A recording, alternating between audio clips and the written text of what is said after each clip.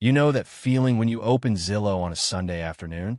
Just to look, just to see what's out there, and within 90 seconds you close the app because the math is so insulting your brain refuses to process it. A starter home, the kind your parents bought when they were 27, is now listed at $420,000 in a neighborhood you wouldn't even drive through after dark. The mortgage payment alone is more than your rent, which is already eating half your paycheck. And every real estate listing has that little phrase that makes you want to throw your phone across the room. Cash offers preferred. Most people will tell you the reason is interest rates, or inflation, or those wealthy foreign buyers everyone loves to blame. And those things matter a little, but if that's the whole story you've been told, you've been handed a comfortable lie. Because the actual reason Americans can't afford houses anymore is something almost nobody on television wants to say out loud. And once you see it, every single piece of housing news starts making a different kind of sense. My name is Andy, and welcome to the Breadline Fix, where I spend way too much time pulling apart the systems that quietly decide whether ordinary Americans get to build a life or just survive one.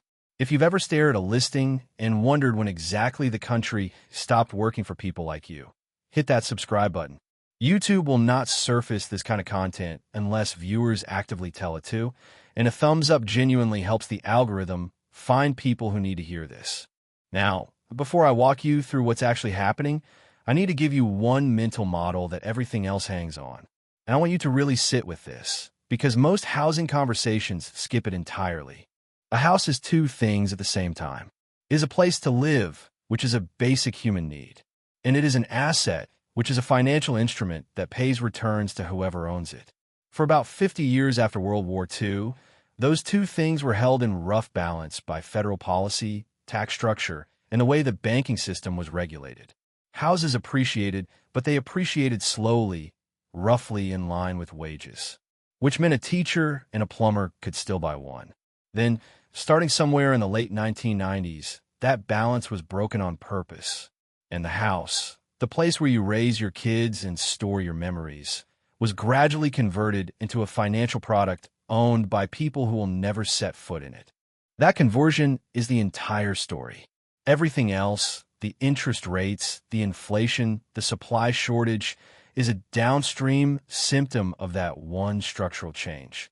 And until you understand it, every piece of housing advice you hear is going to feel like someone telling you to swim harder while ignoring the fact that the pool was drained. Let me make this concrete with numbers because vague is how this conversation gets buried. In 1985, the median home price in the United States was approximately $82,000, and the median household income was about $24,000. That's a ratio of roughly 3.4 to 1. A reasonable, doable, slightly stretched, but achievable ratio. In 2024, the median home price hit approximately $420,000, and the median household income climbed to about $80,000. That's a ratio of 5.2 to 1. And in many major metro areas, the ratio is now between 8 and 12 to 1. Read that again.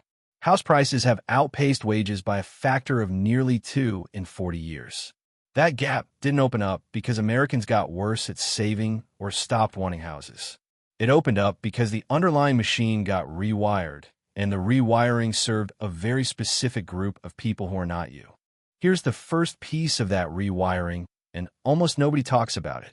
In the early 2010s, in the wreckage of the 2008 financial crisis, something quietly shifted. Wall Street, after spending years causing the housing collapse, looked at all the foreclosed homes piling up across America and made a decision. They were going to start buying houses. Not one or two, not as flips, entire neighborhoods, entire zip codes, by the billion.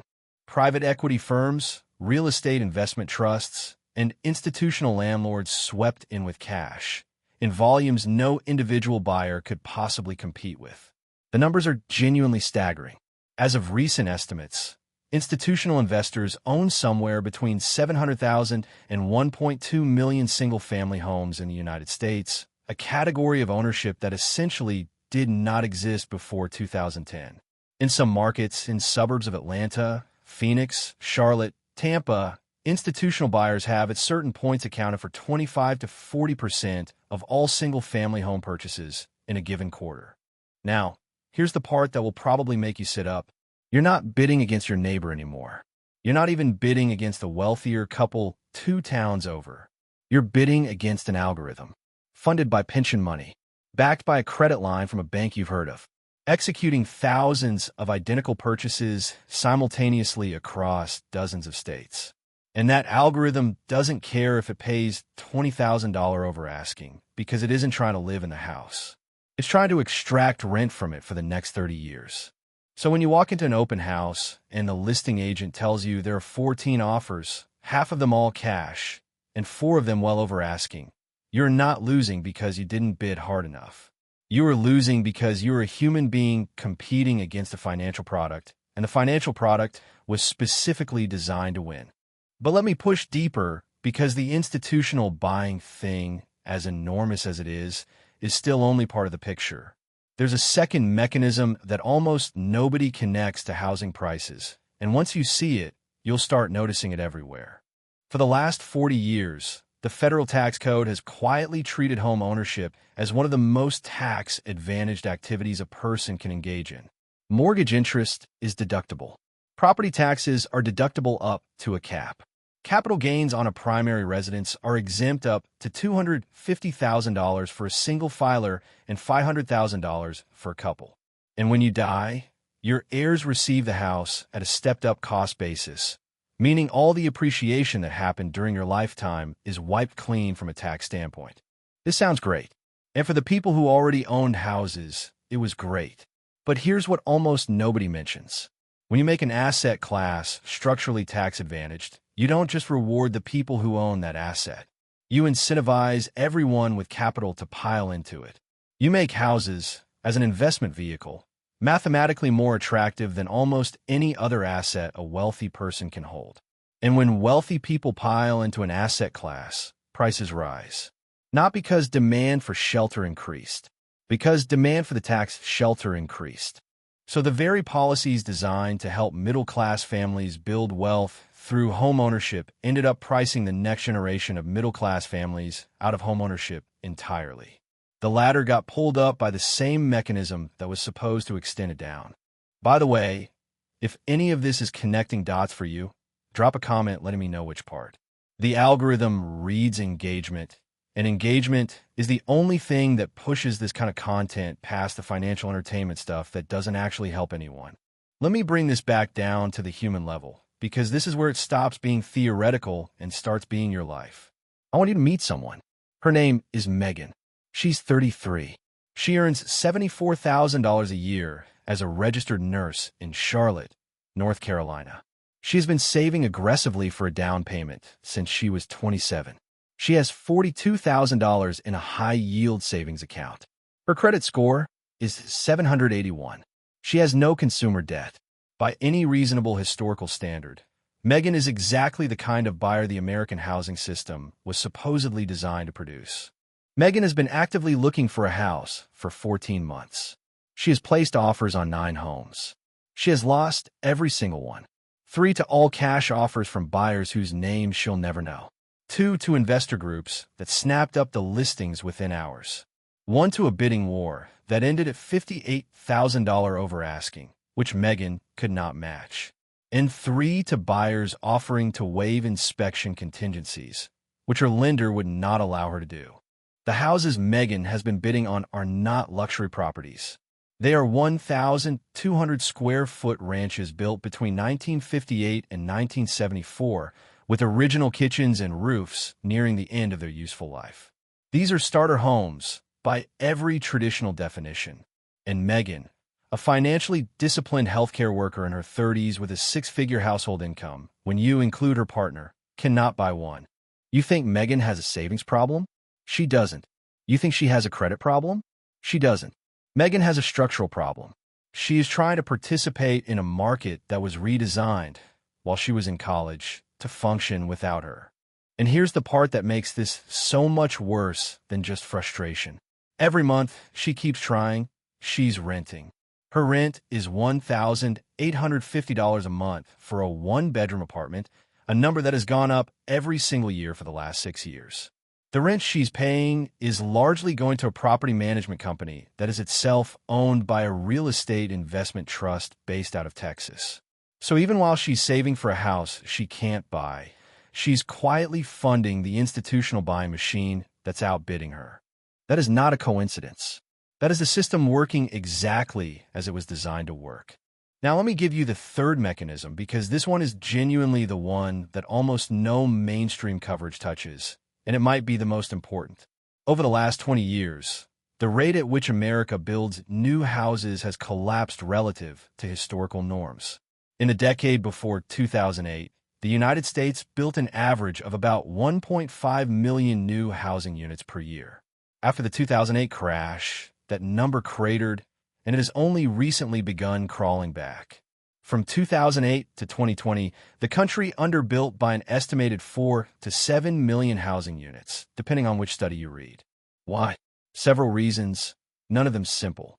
Local zoning laws in most American cities make it essentially illegal to build anything other than detached single-family homes on the majority of residential land. The big home builders consolidated dramatically after 2008, and they figured out that building fewer, larger, more expensive houses produces higher margins than building lots of starter homes. Lumber, labor, and land costs all rose simultaneously. And in many high-demand cities, neighborhood opposition to new construction, what people call NIMBYism, blocked thousands of projects that would have added supply exactly where it was most needed.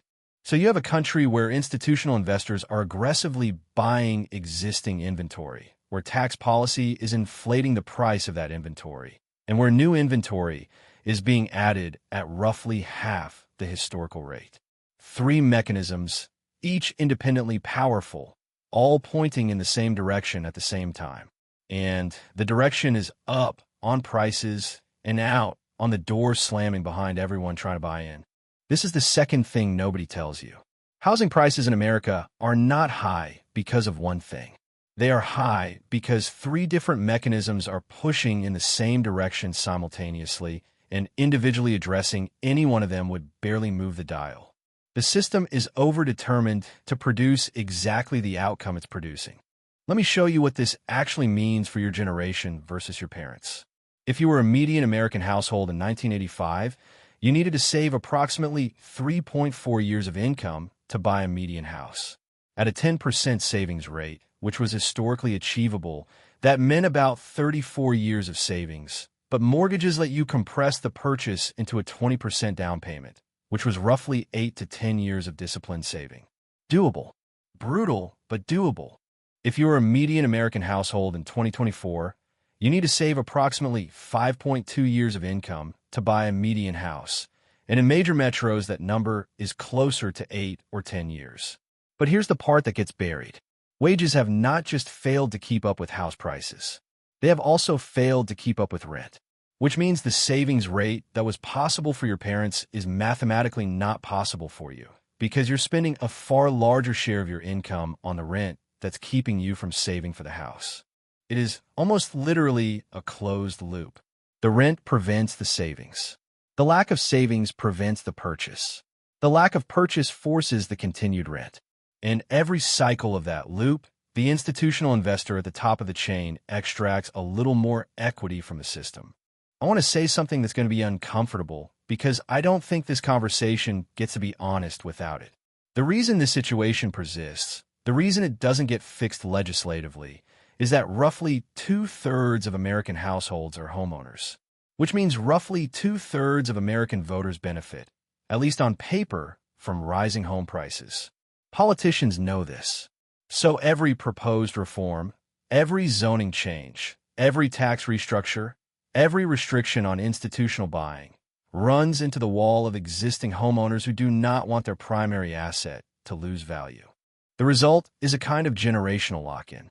The people who already got into the system have a vested interest in maintaining the conditions that keep newer entrants out. Nobody talks about it that way because it sounds harsh, but the math doesn't care how it sounds. The math just produces the outcome it produces. So what do you actually do? Because I'm not going to do what every other channel does, which is describe the trap in painful detail and then leave you sitting in it. Here are 3 specific things, not generic advice, that actually matter if you're trying to navigate this market as a non-institutional human. First, you need to stop measuring your success against the housing milestones your parents hit at your age. Those milestones were achieved in a different machine. Comparing your trajectory to theirs is like comparing a swimmer in a current to a swimmer in still water, and concluding the slower one is lazy. The math is not the same. Your benchmarks have to be set against your machine, not theirs. That mindset shift alone will save you a tremendous amount of unnecessary shame and protect you from making panic decisions like buying something you can't really afford just to prove you can. Second, you need to think very carefully about whether buying is even the right move for you right now, given where you live. There are markets in the United States where renting is currently mathematically superior to buying for the next 5 to 7 years, given the price-to-rent ratios involved. Buying is not always wealth building. Buying a house you can barely afford, at a price inflated by institutional pressure, with a mortgage that consumes 45% of your take-home pay, is often the fastest way to destroy wealth, not build it. The right answer depends on your specific market, and you have to run the actual numbers, not the cultural assumption. Third, if you do want to buy, the smartest move is usually to look 1 or 2 tiers away from where the institutional money is most concentrated. The big investor funds focus heavily on specific zip codes, specific price points, specific property types. Single-family rentals in Sunbelt suburbs, mostly. If you're willing to look at smaller markets, slightly older properties, condos and townhomes that institutional buyers care less about, or geographies that aren't on the algorithm's target list, you'll find that the bidding pressure drops significantly. It's not a perfect solution, but it's a real one. The institutional buyers are everywhere, but they're not equally everywhere, and the gaps are where individual buyers can still actually compete. Look, I want to leave you with this, because I think it matters more than any tactical advice. The reason Americans can't afford houses anymore is not that Americans got worse. It's that the rules of the game changed while people were still being told to play by the old ones. You're not failing to win at the game your parents won. You are being asked to win at a fundamentally different game, against fundamentally different opponents, with a rulebook nobody handed you. Understanding that is not a solution, but it is the precondition for any honest solution. Because you can't fix a problem you've misidentified, and most of the housing advice in this country is solving for a problem that no longer exists. The problem is not your discipline. The problem is the structure. And once you see the structure clearly, you can make better decisions inside it, even if you can't change it overnight. This is the kind of stuff the Breadline fix exists to pull apart. If this video helped you see the housing question differently, the best thing you can do is share it with somebody else who's been quietly blaming themselves for not being able to buy a home. They deserve to know it isn't their fault. I'll see you in the next one.